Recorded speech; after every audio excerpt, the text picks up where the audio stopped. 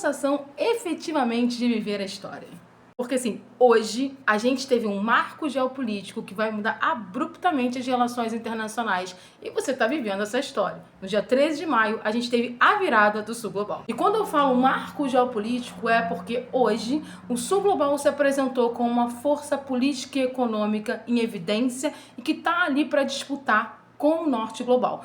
Para entender essa história, vem comigo. Hoje está rolando o Fórum CELAC-China, mas também está rolando um encontro entre o presidente Lula e o Xi Jinping na China. O presidente Lula foi convidado para o Xi Jinping para fazer uma série de reuniões na China, onde foram acordados vários acordos bilaterais, que são muitos. São mais de 30 acordos, onde a gente tem desde áreas de tecnologia, inteligência artificial, comércio, segurança, muita coisa aconteceu. E eu vou pontuar cada coisa dessas. Mas o que eu queria deixar bem claro é que a gente tem uma disputa muito forte no mundo, uma disputa de poder entre o Norte Global e o Sul Global. E hoje o Sul Global se apresentou como carro-chefe dessa transformação, tendo dois países puxando essa nova ideia de nova organização mundial, que é o Brasil e a China. E é justamente por isso que uma das falas mais importantes, tanto do Xi Jinping como do Lula, é: precisamos defender o multilateralismo. E não é à toa que no mesmo dia que está tendo o Fórum CELAC-China e que está tendo também esse encontro bilateral entre Brasil e China, que os Estados Unidos, no caso Trump, está lá na Arábia Saudita fazendo uma viagem pelo Oriente Médio para tentar reconquistar o Oriente Médio. Porque boa parte desses países que pertencem ao Sul Global também estão ali com a tendência de: é melhor ficar do lado do Norte Global ou é melhor comprar a história do Sul Global? A maioria está na história do Sul Global. O encontro bilateral entre Lula e Xi Jinping gerou uma série de resoluções e eu vou trazer algumas delas aqui em cima para facilitar, mas eu vou ler em outro lugar, tá? Que é assim: as partes manifestaram grande satisfação com o progresso alcançado desde o estabelecimento de sinergias entre a iniciativa Cinturão e Rota e as principais estratégias de desenvolvimento do Brasil. Eu trouxe esse ponto como primeiro, por quê? Porque ano passado, quando fizeram uma entrevista, né, com o Amorim, que é praticamente assim um dos carros-chefes, assim, o papa das relações internacionais por aqui, em termos mesmo de relação prática, ele falou o termo sinergia, que o Brasil não estaria na Rota da Seda, mas faria o trabalho em sinergia com a Rota da Seda. E, gente, foi um caos. A galera surtou, a galera deu a entender que o Brasil estava traindo a China. Essa galera tá quietinha, né? Eu sei exatamente quem falou essas coisas. O fato é que num dos pontos de consenso, da carta consenso, né, que eles liberaram depois do encontro entre Xi Jinping e Lula, esse ponto aqui, eles vangloriam que está dando certo o trabalho de sinergia entre as obras de infraestrutura, a estrutura brasileira e a Rota Seda. Aí continua: o novo programa de aceleração de crescimento, a nova Indústria Brasil, o plano de transformação ecológica e o programa Rotas da Integração Sul-Americana, esse programa maravilhoso, inclusive. Nesse sentido, saudar a aprovação pelas forças-tarefas das sinergias da primeira etapa da iniciativa e projetos conjuntos, contemplando as áreas de cooperação financeira, saúde, infraestrutura, rodoviária, ferroviária e portuária. E sim, gente, dá pra fazer estrutura ferroviária no Brasil, tá? A gente ouviu uns papinhos da extrema-direita, mas é tudo maluquice. Inteligência artificial, ciência, tecnologia e inovação, capacitação de recursos humanos, meio ambiente, energias renováveis e transição ecológica e setor naval, muitos dos quais se refletem em acordos adotados por ocasião da presente visita. Tudo isso que está sendo falado tem acordo que foi firmado entre Brasil e China. Reiteram o firme compromisso em dar seguimento a essa agenda de cooperação, de modo a impulsionar conjuntamente os processos de modernização do Brasil e da China, facilitar investimentos, promover a interconectividade regional e contribuir para o desenvolvimento sustentável. As partes continuarão explorando as oportunidades de cooperação em todas as áreas no âmbito das sinergias. Tem muita gente enfiando a cara, né, na terra agora. Porque meteu o pau, porque o Celso Amorim falou: ai, sinergia, não vai estar na rota. Tá na Rota da Seda, meu amor. É claro que a gente tá, mas a gente não tá assim assinado. E sabe por quê? Porque a gente tá falando de duas potências. É claro que a China é uma potência mundial, a segunda maior potência econômica, mas o Brasil é a maior potência regional. O Brasil é a maior potência da América Latina.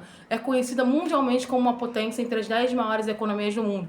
Então ele não vai ficar abaixo nesse processo. ele vai ficar do mesmo nível da China, porque a China e o Brasil são o carro-chefe do novo sul global. Mas eu trouxe outro pedaço também. A parte 4 é pequenininha, mas eles escrevem assim: os chefes de Estado chamaram a atenção para os desafios enfrentados pelos países em desenvolvimento diante da atual conjuntura internacional, ou seja, a guerra tarifária do Trump, e defenderam o fortalecimento da cooperação entre países do sul global. A esse respeito, caracteriza-se o relacionamento sino-brasileiro com modelos de cooperação em dois grandes países em desenvolvimento. Nesse ponto aqui, é muito interessante que é a parte 11 dessa resolução. Por quê? Porque aqui o Brasil começa a caminhar para longe de quem? Estados Unidos. É isso mesmo, porque fala de Taiwan. Observe isso aqui. A parte brasileira reiterou que adere firmemente ao princípio de uma só China. Reconhece que só existe uma China no mundo e que Taiwan é uma parte inseparável do território chinês, enquanto o governo da República Popular da China é o único governo legal que representa toda a China. A parte brasileira apoia os esforços da China para realizar a reunificação nacional pacífica. A parte chinesa manifestou grande apreço a esse respeito. Quando o Brasil reconhece que Taiwan é sim parte da China, e na verdade isso é praticamente um consenso internacional, poucos países reconhecem Taiwan como independente, tá? Porque Taiwan nunca declarou sua independência. Eu vou falar sempre isso, Taiwan nunca declarou sua independência. Ela nunca chegou e falou, somos independentes da China, nunca rolou isso. Mas vende-se isso em termos de propaganda. Os Estados Unidos compram a ideia de uma Taiwan independente. O Brasil está dizendo, não compramos essa ideia, a China é uma só. Então isso começa assim, um ponto de separação com os Estados Unidos. No trecho 13, há uma referência às Nações Unidas, deixando bem claro que o carro-chefe do discurso de ambos os países é a permanência, a importância do multilateralismo. E eles falam: as partes reiteram sua firme defesa de uma ordem internacional centrada nas Nações Unidas, alicerçada de um direito internacional e nos propósitos e princípios da Carta das Nações Unidas.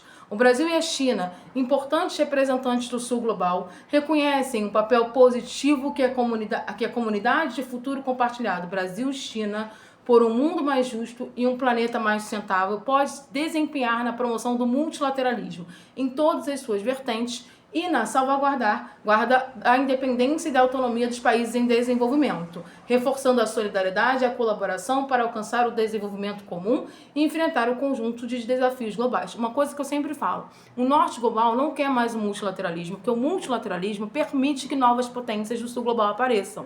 Para eles, se as organizações multilaterais acabarem, é ótimo, porque vai ter como ter qualquer tipo de atitude com o sul global. Para o sul global, é importante a manutenção das organizações multilaterais para que essas organizações consigam ser mediadores tanto de conflitos como de outras questões, de uma certa forma impedindo comportamentos extremamente desrespeitosos, para não dizer outra coisa, do norte global contra o sul global. Aí na parte 15, o Brasil de novo apoia uma reforma do Conselho de Segurança da ONU junto com a China, porque há necessidade sim de reformar o Conselho de Segurança, de acabar com o veto e aumentar as cadeiras fixas do Conselho de Segurança. Há de novo uma fala muito forte também sobre a guerra das tarifas, que a guerra das tarifas não leva ninguém a lugar nenhum, que a guerra tarifária só afunda o mundo, mas eu trouxe também um pedacinho aqui que eu achei muito interessante, que é a parte 28, que fala do Oriente Médio, porque o Oriente Médio está em disputa, meus queridos, não é à toa que o Trump está no Oriente Médio, que bota as partes reafirmaram a importância de manter a paz e a estabilidade no Oriente Médio, manifestaram apoio ao plano de recuperação, reconstrução, desenvolvimento de Gaza, adotado pela Liga Árabe dos Estados Árabes em 4 de março de 2025 e conclamaram a comunidade internacional a promover a implementação contínua e eficaz do acordo de cessar-fogo ao aliviar a crise humanitária em Gaza. Manifestaram disposição em continuar trabalhando em conjunto com vistas a contribuir para o encaminhamento definitivo para o conflito, para o fim definitivo, do conflito Israel-Palestina, reiterando seu firme apoio à solução de 2 estados, com o Estado da Palestina independente, soberano e viável, vivendo lado a lado com Israel em paz e segurança nas fronteiras de 67.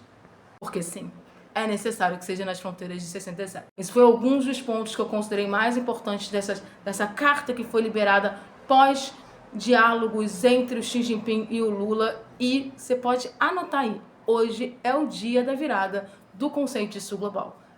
É o momento que o Sul Global se apresenta para o mundo, assim, estamos aqui para disputar espaço, sim, e estamos comunicando isso.